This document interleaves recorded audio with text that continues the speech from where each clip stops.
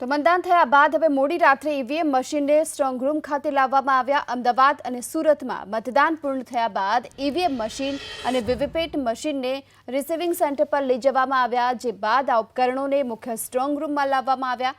અમદાવાદ પૂર્વના ઈવીએમ મશીનને LD engineering college અને પશ્ચિમ બેઠકના ઈવીએમ મશીન ગુજરાત કોલેજ ખાતે રાખવામાં આવ્યા છે। તો આ સાથે સુરત લોકસભા બેઠકની વાત કરીએ તો અહીં સ્ટ્રોંગ રૂમ એસવીએનઆઈટી કોલેજમાં રખાયો છે।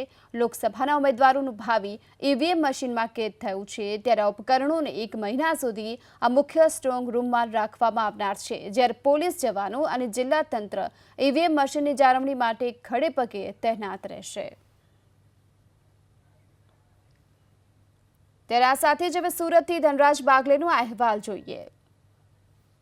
મતદાન પૂર્ણ થયું અને ઉમેદવારોનું ભાવિ ઈવીએમ મશીનમાં સીલ થઈ ચૂક્યું છે। સુરત લોકસભા બેઠકના ઈવીએમને એસવીએનઆઈટી કોલેજ ખાતે રાખવામાં આવ્યા છે। દ્રશ્યો સીધા જોઈ શકો છો।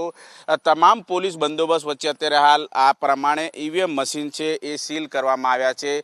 પેરામિલિટરી ફોર્સને અત્યારે હાલ તૈનાત કરી દેવામાં આવ્યા છે। દક્ષિણ ગુજરાતની કુલ 4 બેઠકો પર ઉત્સાહભેર સરેરાશ 70% જેટલું મતદાન થયું છે, ત્યારે એ તમામ જે ઈવીએમ મશીન છે જે તે જિલ્લામાં રાખવામાં આવ્યા છે। સુરત લોકસભા બેઠકના જે ઈવીએમ છે એ એસવીએનઆઈટી કોલેજ ખાતે રાખવામાં આવ્યા છે। નવસારી લોકસભા બેઠકના ઈવીએમ્સ નવસારીમાં, જ્યારે બારડોલી લોકસભા બેઠકના ઈવીએમ્સ વ્યારા ખાતે રાખવામાં આવ્યા છે। આ પ્રમાણે